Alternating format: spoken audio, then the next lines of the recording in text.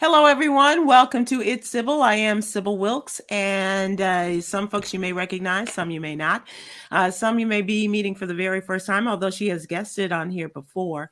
We're talking about something that is in the news these days, and it's based upon a conversation that I had with my friend Kelly Harrington, and talking about the reaction of people following the presumed suicide of Stephen Twitch Boss. And Aprylete, who is our mental health and wellness contributor for the What You Need to Know newsletter, we have talked about this as well.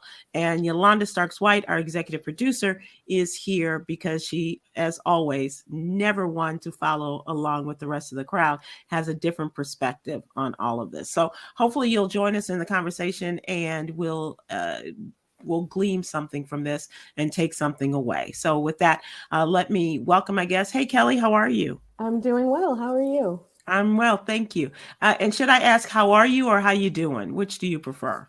Either. I'm a Texan. I'm from Alabama. Both work. You're so malleable. Aprylete, how you doing? Okay. Okay. And Yolanda Starks-White, how are you? Hi, Sybil. I'm having some problems, so I'm going to go out and come back. So I'll see you in a minute. Okay. All right. We'll be here. All right, ladies.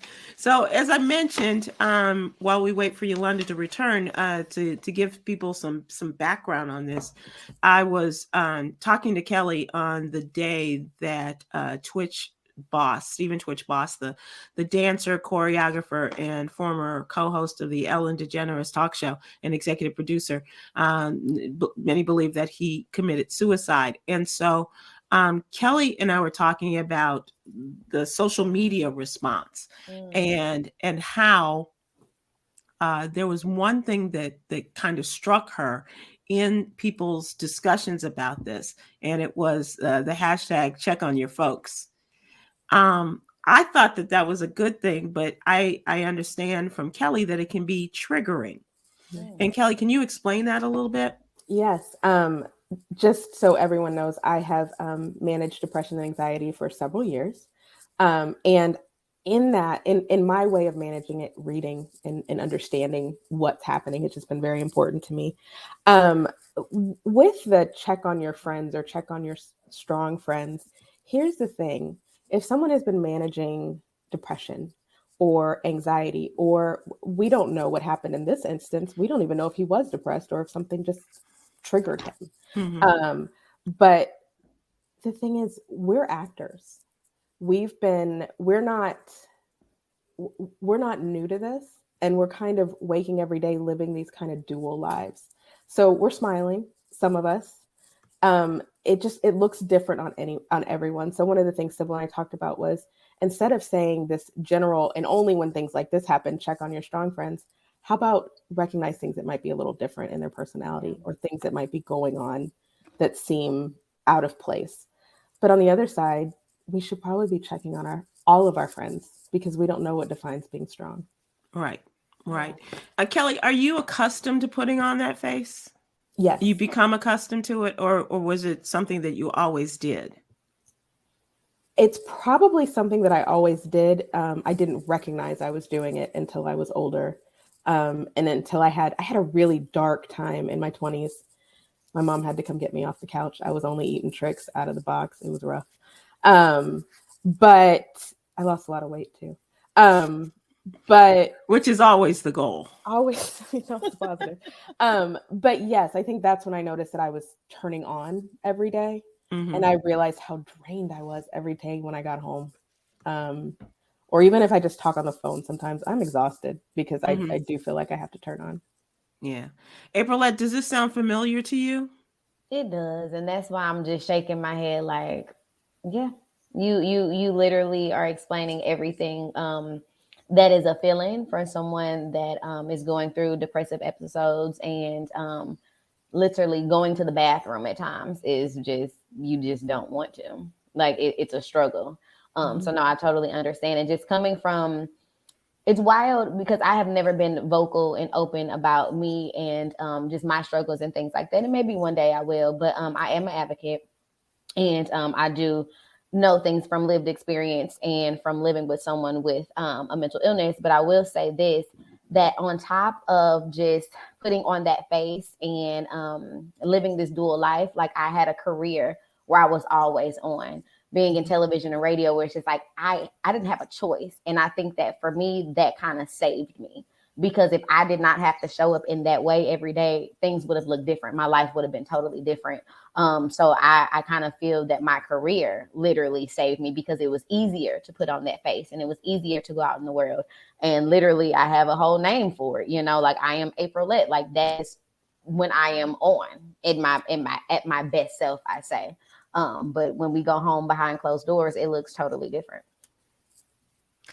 I am an observer of this. I don't say that. I mean, I had a difficult time during the pandemic, and I know that people were concerned about me, but I did seek help in talking about this, and I've not been diagnosed as a depressive personality, but I do understand what that is and what that looks like.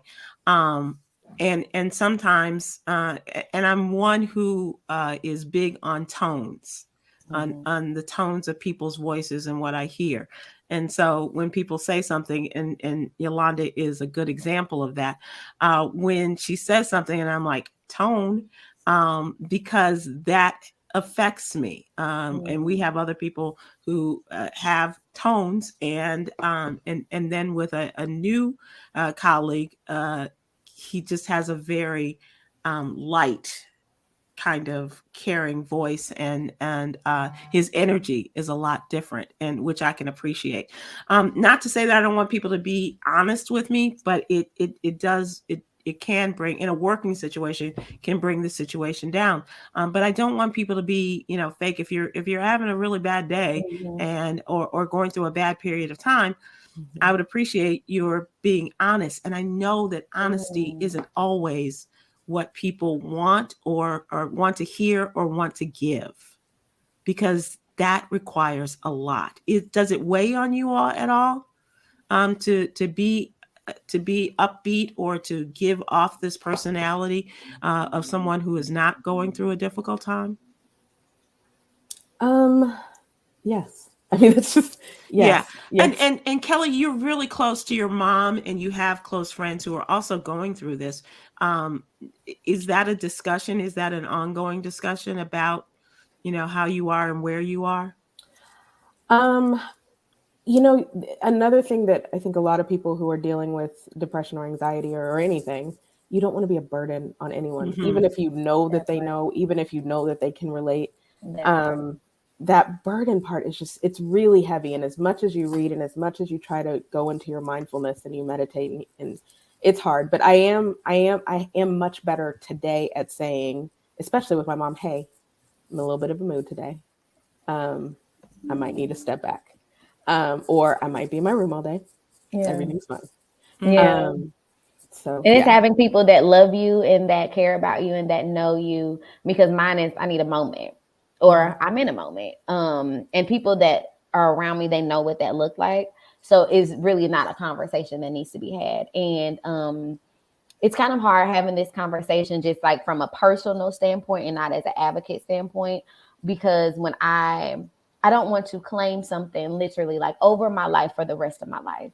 But since I have been dealing with it over a decade and things like that, and I know just having someone in my family, same bloodline, that has a mental illness, I know that now that I am, prone to X, Y, and Z, I'm like, okay, so this is something that I will be probably dealing with the rest of my life. And if I do not take medication, X, Y, and Z.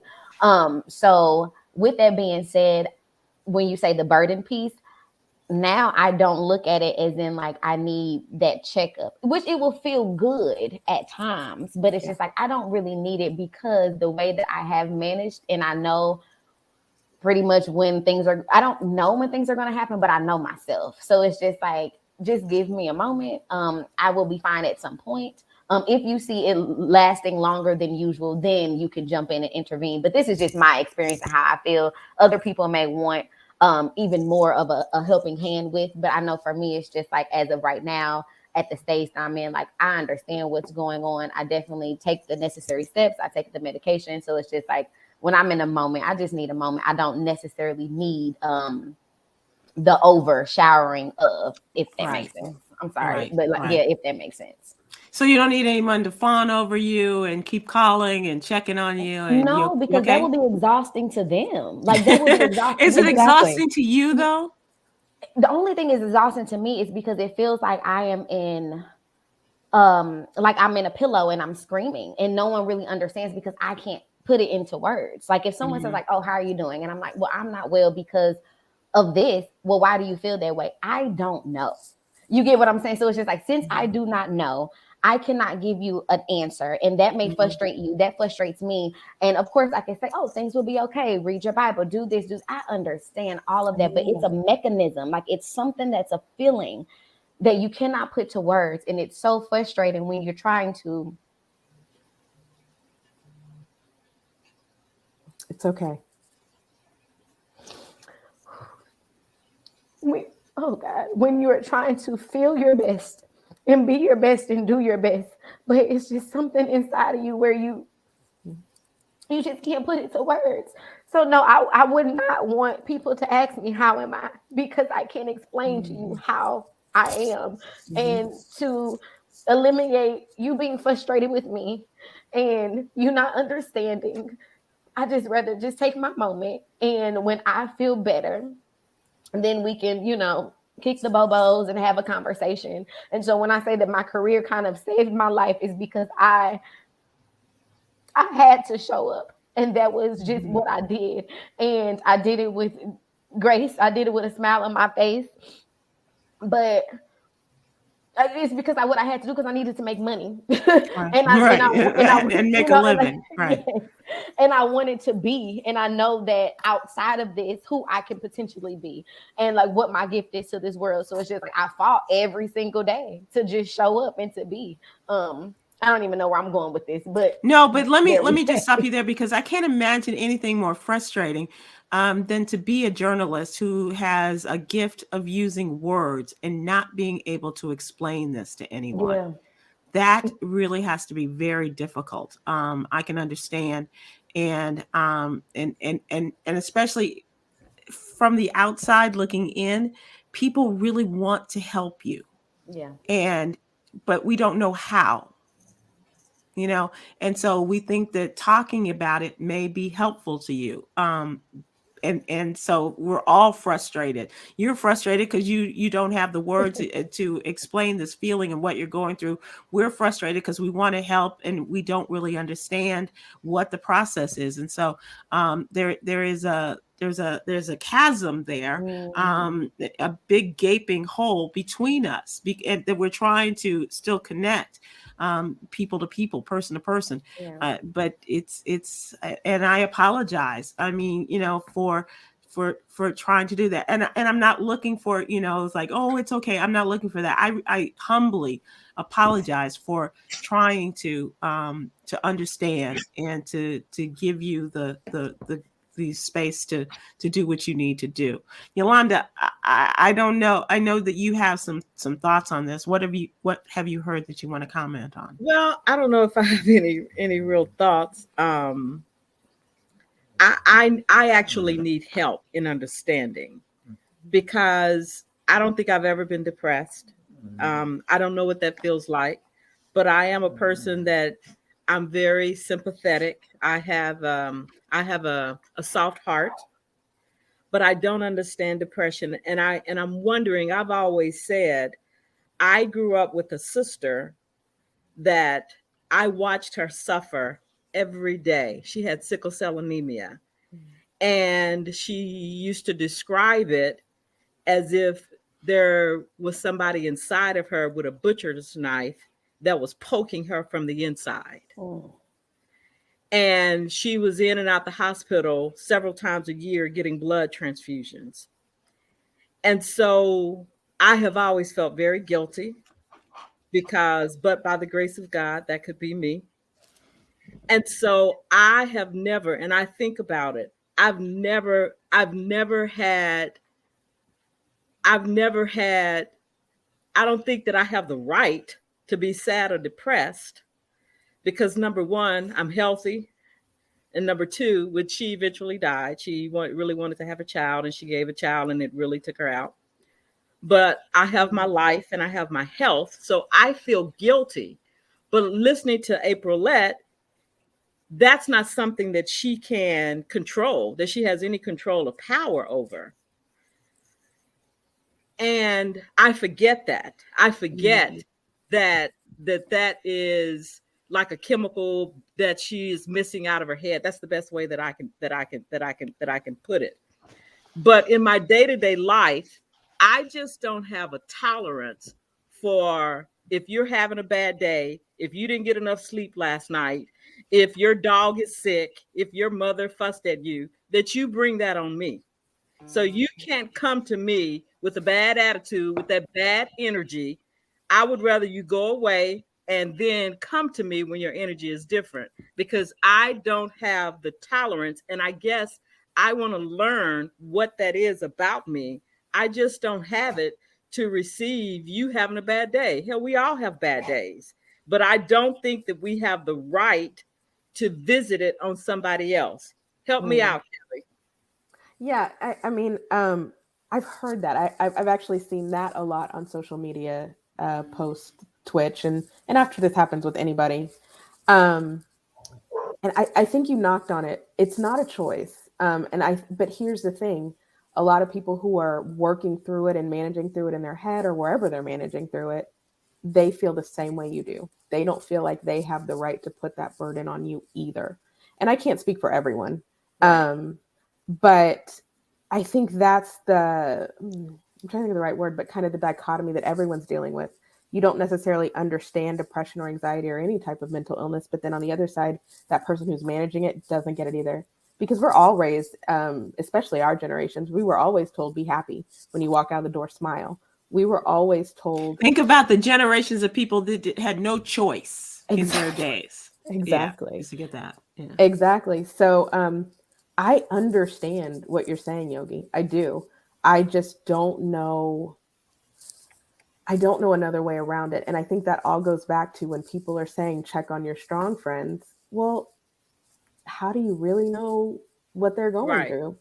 So why don't we just always be nice to everybody and be loving and caring and gentle and positive people to everybody?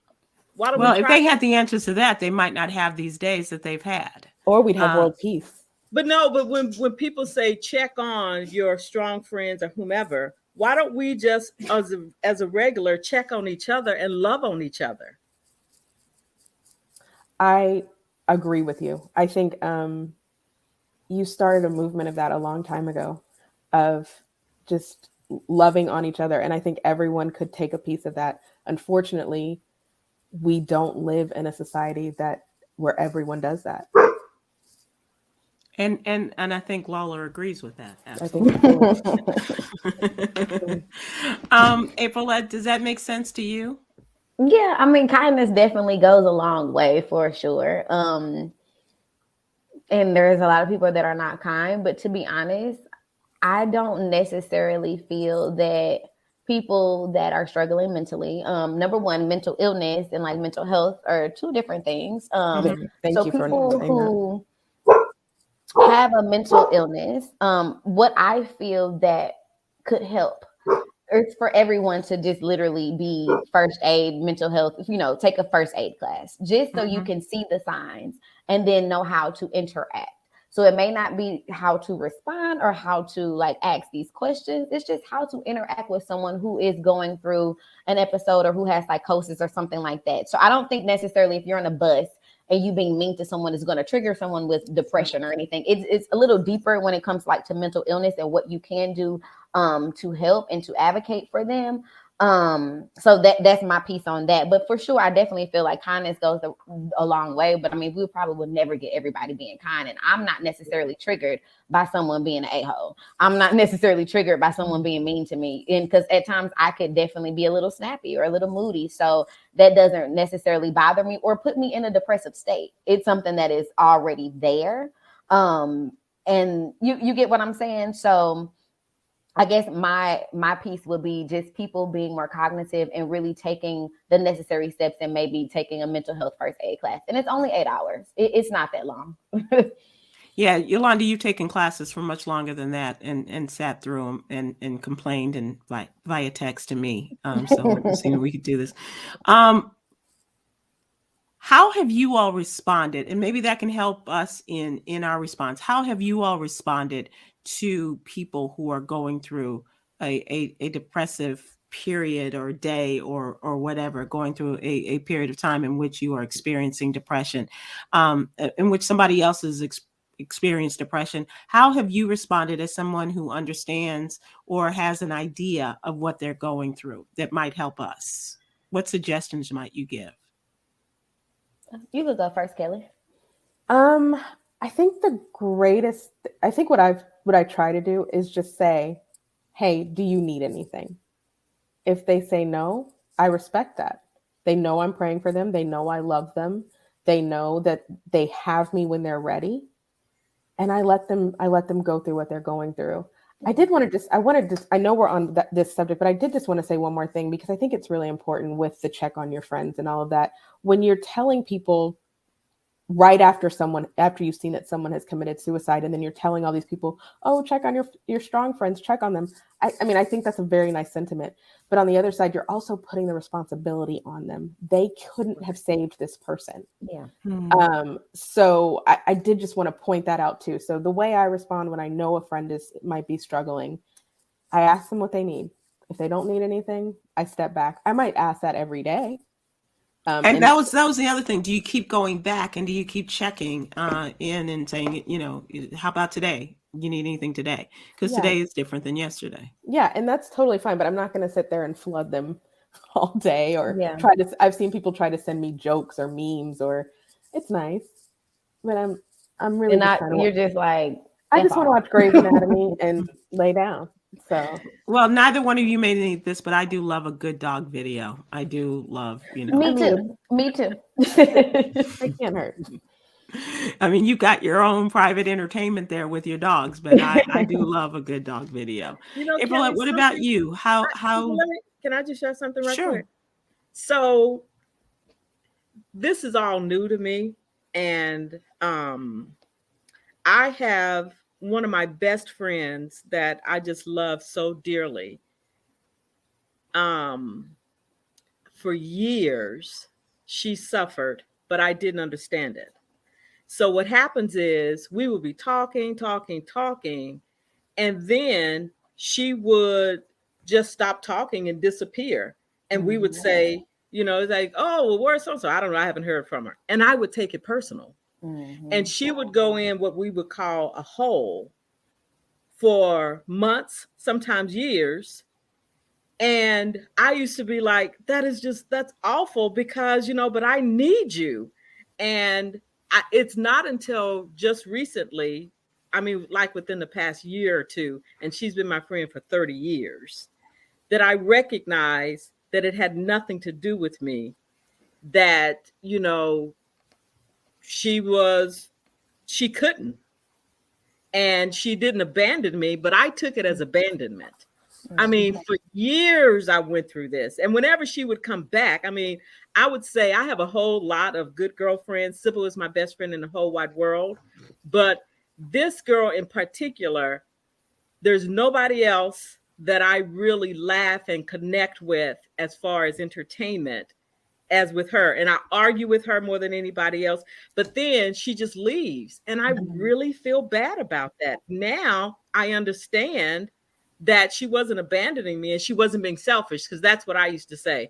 Oh, you're just being selfish. You're being selfish. You're just going, what about the rest of us? And that wasn't the case. Yeah. And she probably, I'm assuming it's a she probably felt horrible too. I've done it I don't ever talk about this. So, I have done that on more than one occasion. I have, hold on, now it's my time. I have ruined probably some great friendships. In my mind, I ruined them. Yeah. at this age and at this stage I'm in, I recognize that it was my way of coping, and it was just part of, unfortunately, it was collateral damage for me. Collateral damage.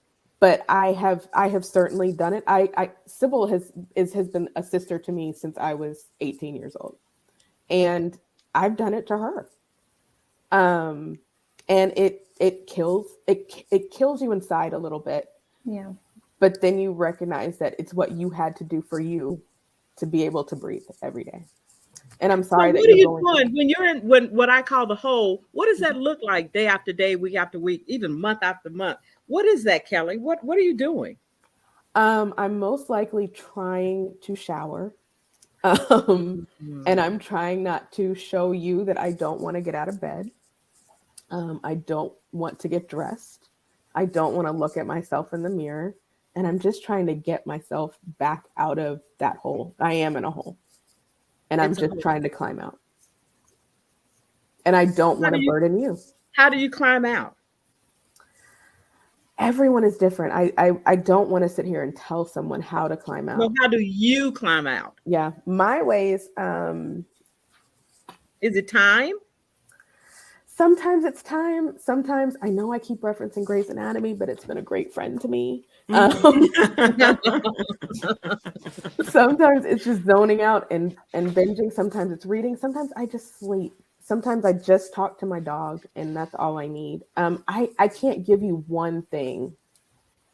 It's just, and it's not like one day you just wake up, but if you can, it's not. Okay. No, but you kind of try to take these steps. If you're aware that you're there, because that's another thing, you might not be aware that you're in that hole. Right. But once you're aware that you're in that hole, exercise helps me. So I try to make sure I at least that's a really good, 15 minutes of yoga, or I go for a 10-minute walk and work my way up. And Kelly, this is one point when we weren't talking, and I would watch your social media, and there was a period of time where you were exercising like a demon. That was good too. Yeah. But that seemed to me, or at least it signaled to me, and it might not have been the right signal, but that you were working your way out of something. And for me, posting it on social media, I probably would not do that today. But at that time, in that space, it was helping me to be accountable. I knew that because people would ask me, hey, you didn't work out today. My god brother was watching, and he was cheering me on. And I don't talk to him on a regular. So yes, that is what that was. Wow. Aprylete, do you have any thoughts on that? I don't know. No real thoughts. I guess I can answer the first question that you had on what do I do when I notice or when I see, and I'm a little more aggressive, and not like overwhelming people, but if I just listen to words and I see action. So it's just like if I hear something that's very alarming to me, like I'm calling someone, hands down. Like I don't let things wait and linger and fester. Like I'm calling the people. And then you could be upset with me if you want to, but at the end of the day, like my goal is to make sure that you're safe and that your life is saved. So I'm just super aggressive in that. But if it just comes to someone having a bad day or saying like, oh, I'm depressed, or it's so wild because I'm the person with the most issues, but I'm the go-to person. So a lot of people trust me with their issues, and I love to talk and things like that. And I think is that heavy of a burden though? Is that heavy on you? Not necessarily, because it's so natural. I'm okay. And there's moments where it's just like, Jesus, like I just wish that I just was me for me. It's like I was that person for me, but I wouldn't, trade my position in someone else's life for anything in this world. But in those moments, like if someone that I am close to or someone that I hear say like, oh, I'm depressed, because of a situation, I kind of always, and I only say this because I know what it's like to be diagnosed. And one thing that since I am such a big advocate, I'm an advocate on like not self-diagnosing yourself, because it's not fun. Not saying people say it because it's fun, but it's like it is not fun. So if you are not clinically depressed, you may feel depressed because of X, Y, and Z, but like, do not put this on you are depressed. You know what I'm saying? Because that just adds an extra layer. And it, yeah, so I just really am a stickler when I talk, it's just the language thing. And I try to teach people about their language and then kind of like work with them like, well, why are you feeling this way? And will tomorrow feel different? Have you felt this way for a long period of time? Was this just a week you've been feeling depressed? Or is this a month? Is this something, you know, and I know kind of the signs of what depression looks like, or even with anxiety, because I think that at times, I won't say we all, but the majority of have felt some type of anxiety when, you know, we're doing something like those anxiety feelings, but that doesn't necessarily mean you have anxiety, you know, or when people use bipolar, you know, like, oh, she's being bipolar. That does not mean that she is bipolar because she is confused or she changes her mind or whatever the case may be. So I'm just a real stickler on language when I notice people when they talk, or if I hear something that is alarming, I'm very aggressive and I will call the people. And everybody in my life knows that, like, I will call the people on you, so stop talking like that. And I just kind of say it in that way. That does not mean, you know, you can't feel how you feel and you may need a moment. Like, I need my moments. But if you say something alarming, people will be knocking at your door to come get you. Right. Because I'm with you. I appreciate that. I think one of the greatest things that a therapist will ask you when you go in, they always, or really a psychiatrist more than a therapist, but they'll always ask you, are you depressed? And you'll say, yeah, I'm feeling a little down. And then they'll say, have you ever thought about suicide? And you'll say, well, I've kind of thought about not being here. And then they ask you if you have a plan. I've never had a plan, but I do think that's a good question to ask your friends. Like, if you're just going to pop in, see if they're good, ask them if you're seeing the signs, you're going to ask them a question, ask them, hey, you don't have a plan for anything, do you? Right. Because that will change, that will let you know really what you need to know. That will change the trajectory of you just asking, are you okay? How are you feeling? That will change the trajectory. And then you will know everything that you really need to know. And if it's really time to take action, because a lot of questions can be asked like, hey, how are you feeling? But if you're not going to take action, please don't even ask me a question. Because sometimes I may just, and to be honest, when it comes to suicide, and like I said on a live that we just did, when it comes to some of the suicide survivors that I've listened to in their stories, when they say like a cry for help, like just wanting some help, just wanting somebody, not even to ask if they're okay, but to really like take action and to scoop them up and to really like hold them. You get what I'm saying? Like really do something and not just talk. For folks that are just joining us, we are talking to two young ladies and who are kind enough and brave enough to discuss their situations. And we're talking about the situations following the presumed suicide of Stephen Twitch Boss, the young man affiliated with So You Think You Can Dance and The Ellen Show.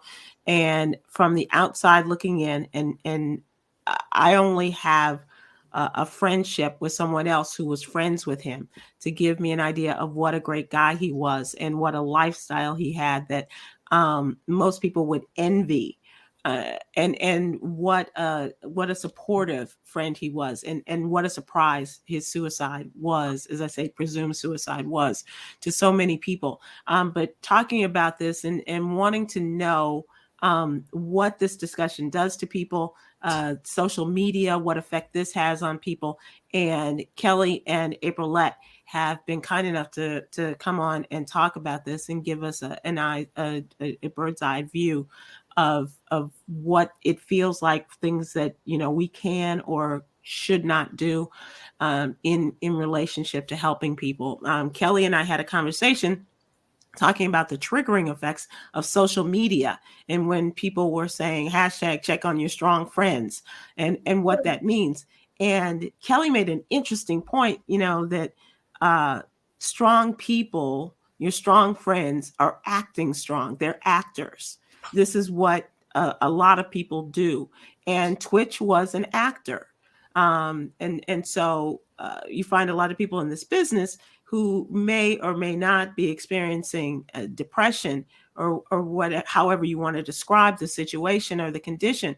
But some people become very good at pretending to be all right. And if I can, if I can, apply my ignorance to this on how to respond and how we can help people, especially at this time of year, we're talking about the holidays and everybody's like, oh, let's eat, drink, and be merry. And there are people going, not quite, not feeling the eating, drinking, and being merry part. Well, Sybil, hold on. I have to say this, because I've been hearing that a lot, that, those people that come across as strong, they're really not strong, or they're really, if you're always happy. That's not always true. Some of us who are always happy are really always happy. Well, we're not talking about you, though. We're not talking about you. I'm just saying to just put that label, because I think it's interesting what Aprylete says. Just because you encounter a situation that makes you sad, that don't mean that you're depressed or all of the other labels that are put upon. I think that it's important that it be said that it is also normal to be happy. Okay. I don't agree that it's normal to be happy. I just don't. I don't agree with that. And I think that, and I don't know if I stand alone in that, and I'm okay if I do. I just don't know that happiness every day is a normal state. And you are an example of that, by saying you choose to be happy. 100%. I don't know that people are always able to make that choice. Right. And so what I'm saying is, what frustrates me is that we are in a state that everybody has to fit in a certain category. So while not everybody is happy every day, some people can be happy, and there's nothing wrong if you are happy every day. That's all I'm saying.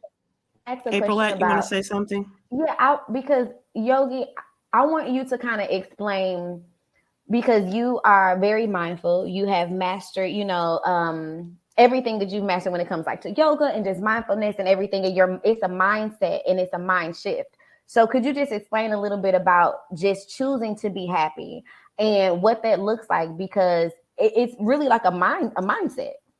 So to be honest with you, Aprylete, I have to be honest to say it's partly naturally who I am. So even before I got into yoga, I've only been doing yoga for 10 years and I'm an old broad.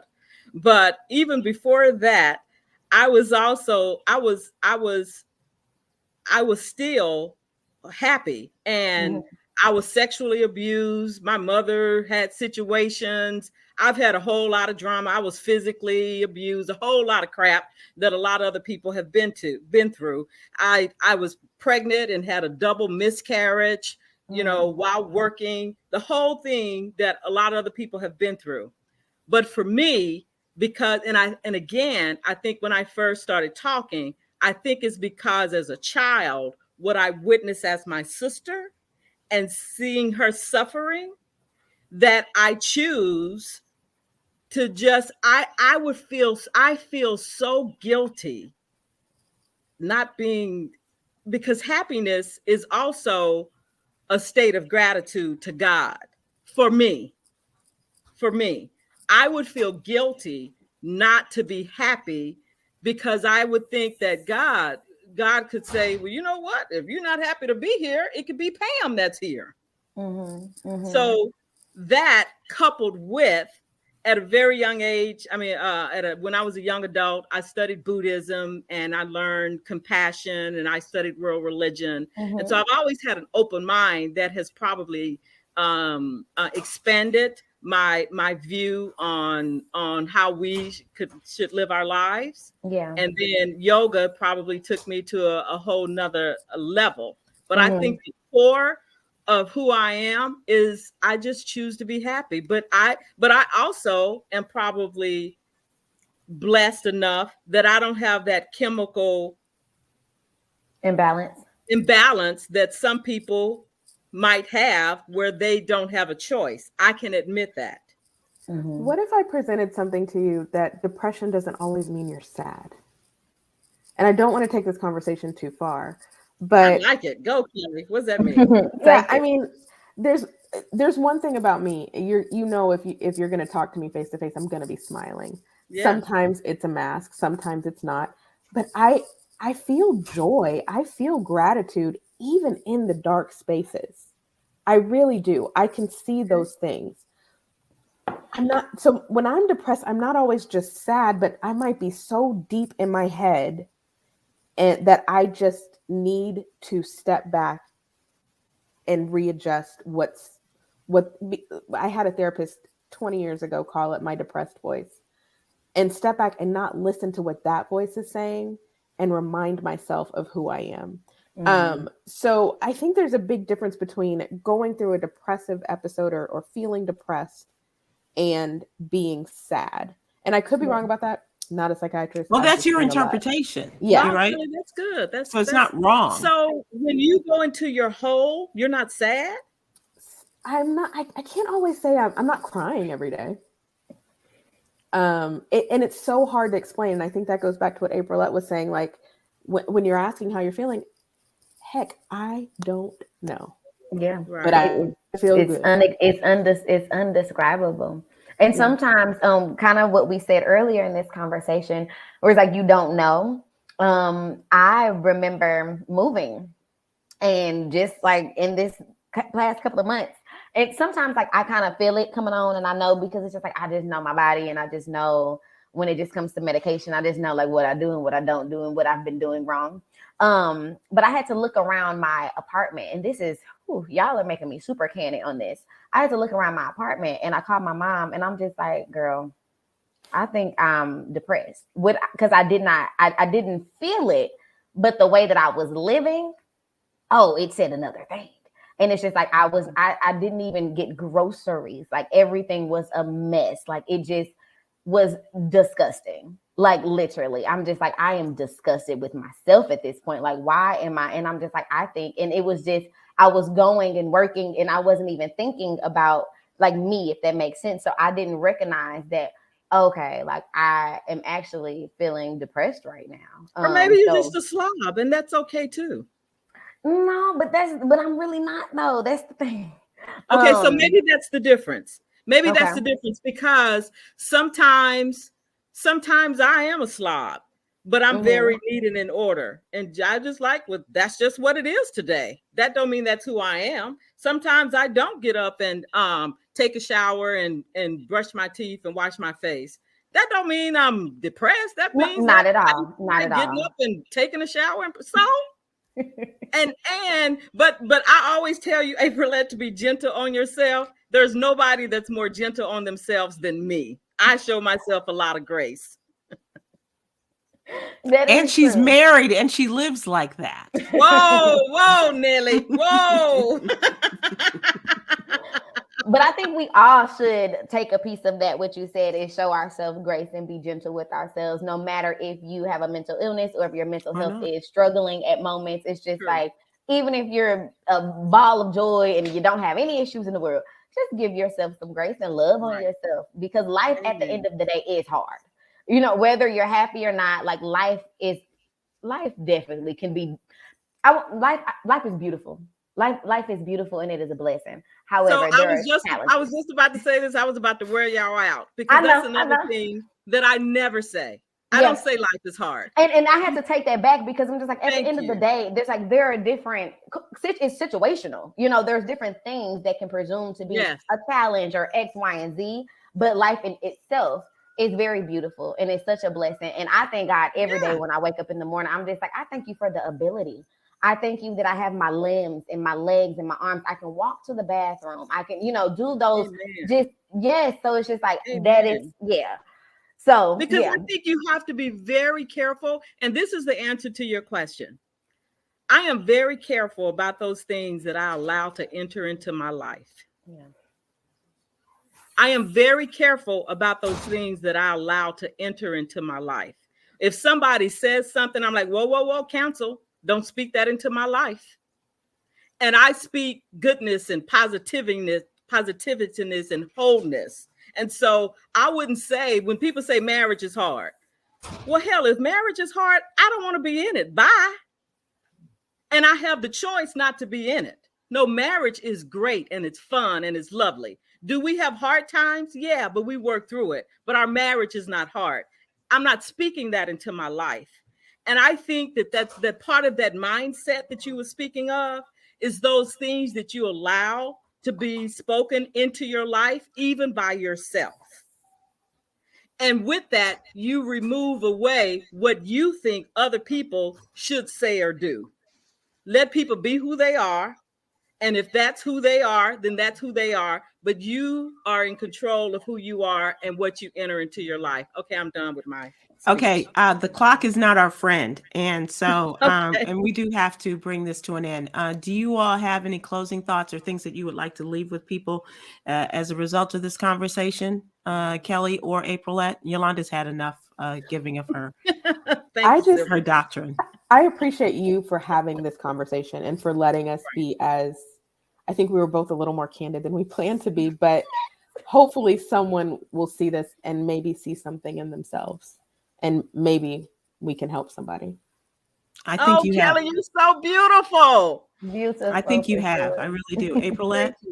For me, it's just I just want people to be mindful on social media, since we kind of talked about the social media hashtag that's going on, but just really be mindful of the things that you are entering into yourselves, and the language that you're using, and to just really just like, if you want to help, just really do the research, like actually like dive in, and let's not be surface level with it, because there are people, like I said, with real mental illnesses that they can't help. You know, this is not something that you ask for. This is not something that is like to play with or to pretend or things like that. So I don't know. That's just really hard for me when it just comes like to social media, because social media, everything kind of gets watered down, or everybody's this and everybody's that. And it's like, for people who really are struggling mentally every day with the psychosis or things where they're hallucinating and you just can't watch certain things on television and things like that.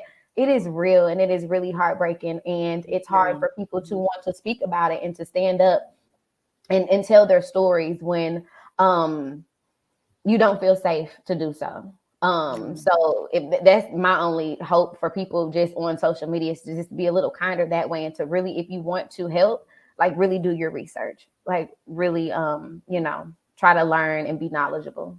Well, I hope we've given you a safe space and an open space. And I can't thank you all enough for being as open and as honest as you have been, whether your dogs agree with that or not. I appreciate it. I do want to close today with our daily inspiration from Yogi's Jewels. And peace begins with letting go of what you think others will say or do. And with that, I ask you all to please be kind and gentle to yourselves as well as to others. Thank you again so much for joining us here on It's Sybil. And I wish you only the very best that life has to offer. And be Thank well. you. Thank you. Bye, everybody. Aloha. Bye.